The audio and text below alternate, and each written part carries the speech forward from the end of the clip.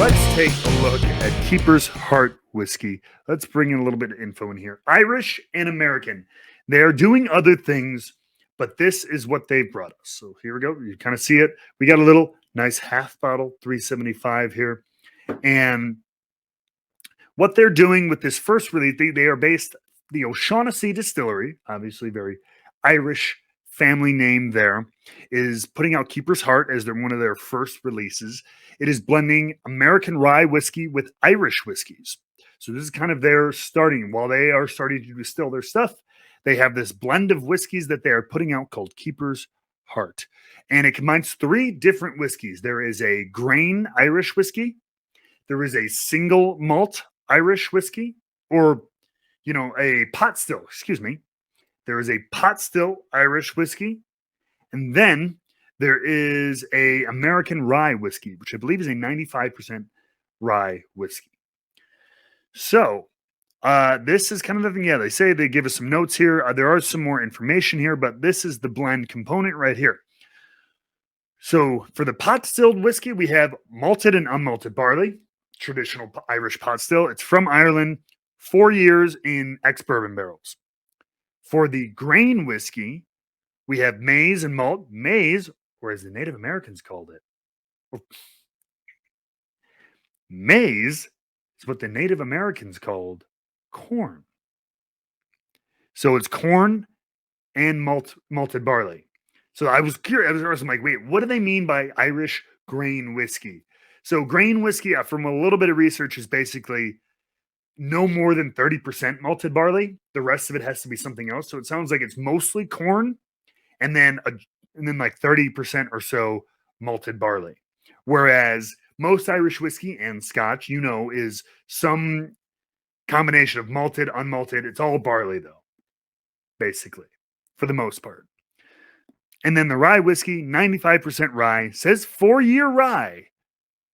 95, I know Indiana and MGP aren't the only ones making a 95.5 rye, but they're, again, the most commonly sourced. So I'm not going to hazard a guess that it is MGP, but it is a sourced rye whiskey. So that's from here, though. 2 Irish whiskeys. We don't get distilleries or anything, sources of the actual whiskey itself, but 2 4-year Irish whiskeys. So going here a little bit, they talk about this is just general process of what of Irish pot still whiskey and stuff like that, right? They talk about the triple pot still maturation. They talk about a little bit what they are going to be doing. Theirs is going to be going into the barrel no more than 63%, and they're going to mature it for at least 2 years. Now, I don't know if they're going to be making rye. I don't know if they're going to be recreating this blend on their own, or if they plan to just go all pot still Irish style whiskey here in America. That's not laid out in their thing.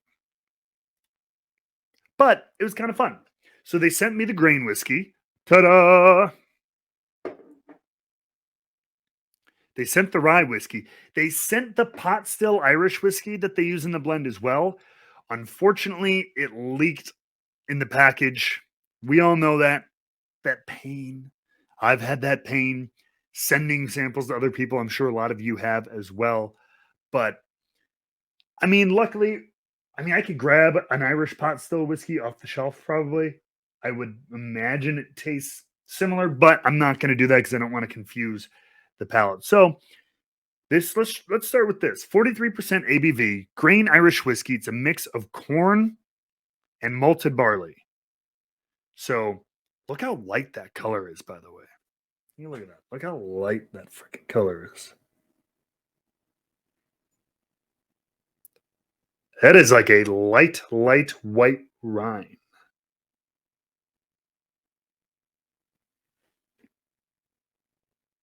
So I'm very curious about that. All right. So this is apparently, 4 years old, ex-bourbon barrel, mix of corn and malted barley. It looks like ginger ale. Yes, it does. I always swirl a little bit just to kick some up on the glass. Let it settle.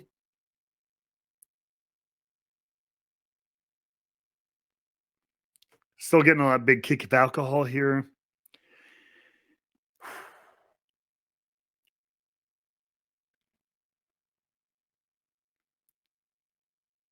Really, really light.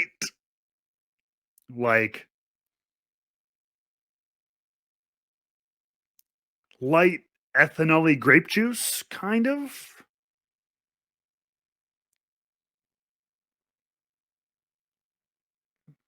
A little fruity.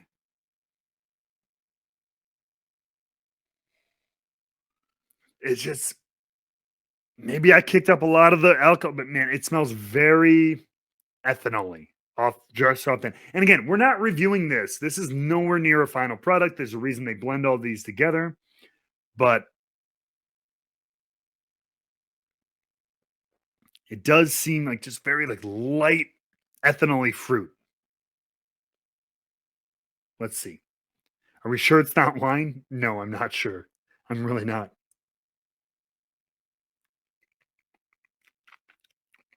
Okay.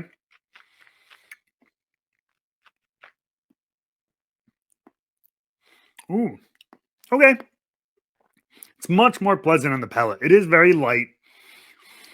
You get like a almondy, graham crackery kind of cereal taste to it for sure. The fruit is funny. It's a little fruity on the nose, but there's not much grape or anything. Excuse me, on the palate.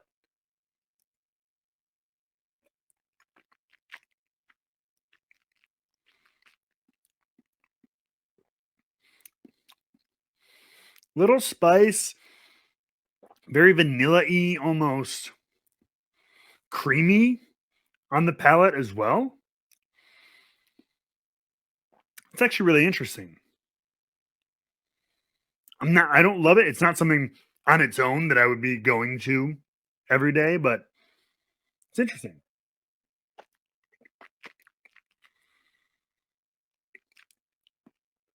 Keep in mind, I mean, it's corn and barley in a used barrel for only 4 years in Ireland. Now, even a used barrel in America, the hot ass summers, cold ass winters, it would probably get a lot darker. But in Ireland, very mild temperature changes, and you're in a used barrel on top of that. The color change and everything like that, and the aging process will be much more mild. So that's why I think it doesn't quite come out as dark, bold, rich. It's still very early in the aging process for this type of whiskey in Ireland. So that's interesting.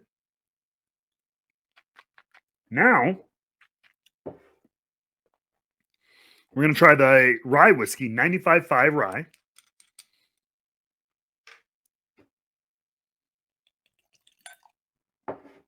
Just small samples of it. This is just to give us a baseline of some of the notes we might pick out of the Big Daddy blend.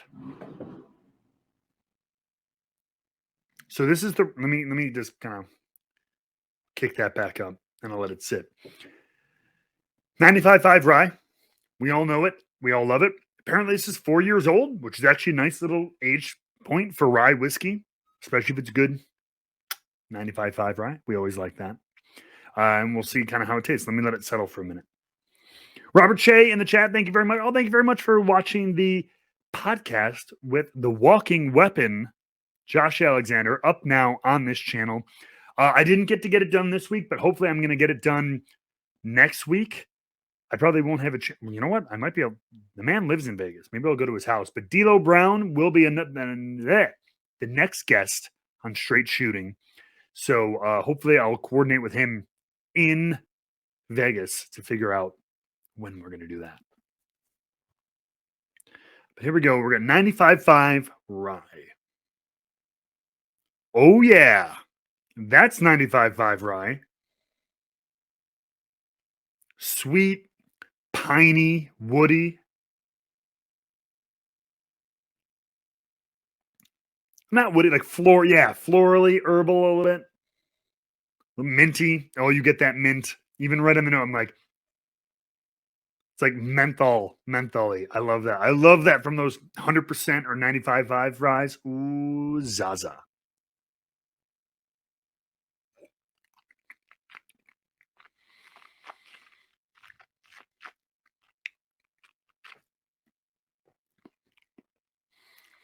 Little bite to it. Little bite to it, but shit. I mean,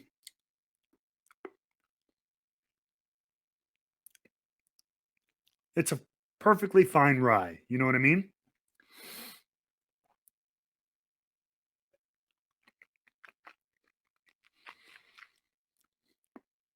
Cinnamon, spice, a little bit of mint, a little bit of like pine. Decent amount, not a crazy amount of like spice. The finish isn't crazy long either. I thought it would be a little bit longer at 4 years old in 95.5, just because rye whiskey can mature so quickly. But this is kind of like short, medium finish at best. But again, it's just one of the components. So that's not so much what we're worried about. We just want to see how that influences it. So, because it's a blend can be more than just the sum of its parts, right? When everything's mingled and married together, even though like that grain was kind of a little weird and like the rye was fine, but nothing special, those combined in certain ratios might make something really, really unique, mixed with that pot still Irish whiskey as well. So we're going to try the actual product, Keeper's Heart Irish American style whiskey. Fresh glass.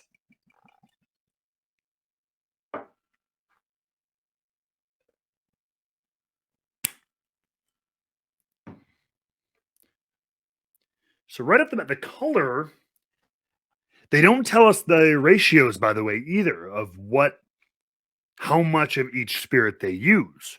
That's what I'm curious to see what dominates. Now, if you'll notice, the color, it's not crazy dark, right? I mean, it's all 4 years old. And the Irish whiskeys, you got to admit, are not going to be crazy dark because, again, they were aged in Ireland. And we saw like the rye whiskey, it's not crazy dark either. So I'd be curious to see how much of each is in here. Let's take a nose.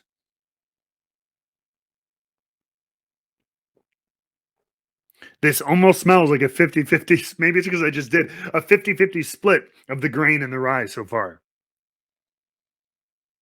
But there's a little bit more of a white wine note on here, which could be a little bit of the influence of the pot still Irish whiskey.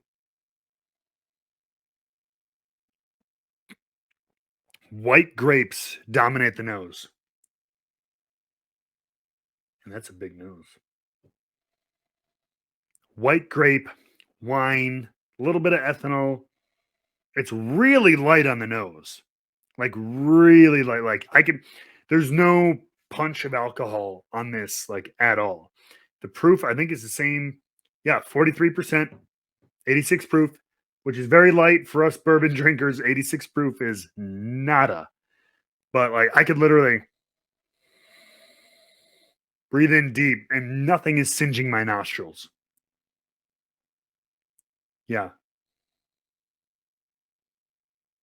It's very yeah. It's just dominated by white grape, a little bit of vanilla, um, some a tiny bit of ethanol, white wine kind of flavor.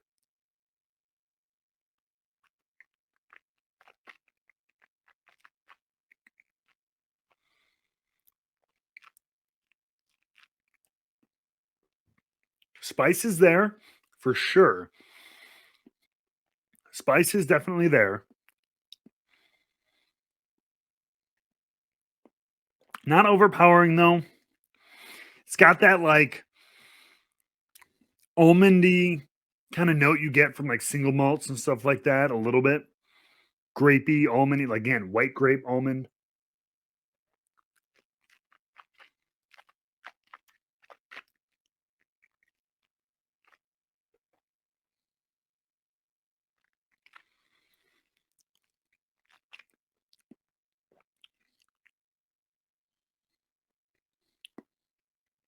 Not bad. Overall, that's kind of my initial impression. Is not bad. It's not knock my socks off unique. It tastes like an Irish. I would if I had to describe it primarily as like if I didn't try it blind, but if you gave this to me blind, I would like to think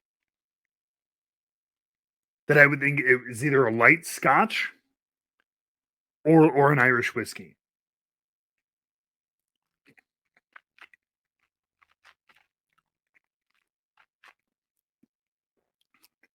The minty, herbally rye notes don't come out extremely strong. I wonder, I do wonder how much of the ratio it is. I feel like it's maybe mostly the sourced Irish whiskeys and then 10-20% rye. Ding ding. You know what I mean? The nose is light and lovely. Mother trucker.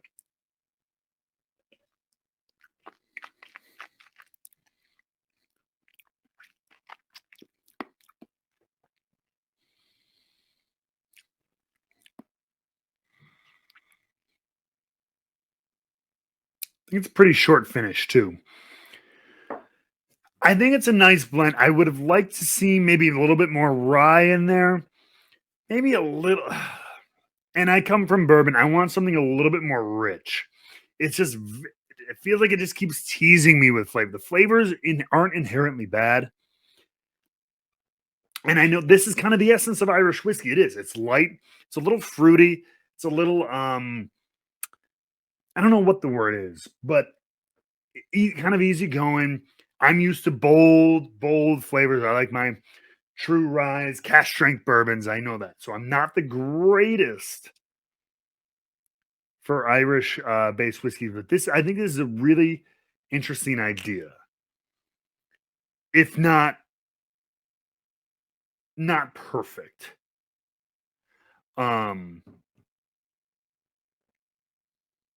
Yeah. But it's light, fruity, and precocious.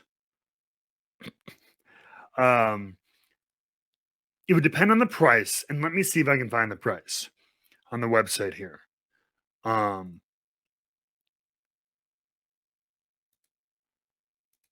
Yeah. Let's I mean, no locations found within 100 miles. Okay, so I can't buy it within 100 miles of me. What is the damn what is the freaking Minneapolis Eric? Not Eric, zip code. Give me one 550 55404. Okay, because they're from Minneapolis.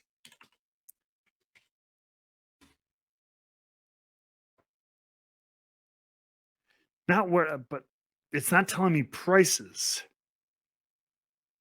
Unfortunately, let's see if I can find it. Okay, 25 to $30. Price on this $25, $30. Honestly, at that point, I'd take a flyer on it. If you like Irish, I'll say this: if you like Irish whiskey, if you're going to spend $20, maybe $22 with tax on Jameson, give this a try. I think it's a lot more interesting, and it's from a young up and coming distillery and producer. Give it a shot. 25, $30. I'd take a flyer on that. That's easy. If it's like $40, $50 or more, sometimes it can be like take a risk on it. Try it at a bar first, but try it if it's at a bar of yours, definitely give it a shot. If you see it in the store for, I think this one has it $26.99 for this one online store, $25.99 in another. So you're looking for something new to try, like Irish whiskey, I'd give it a go. It's worth a shot.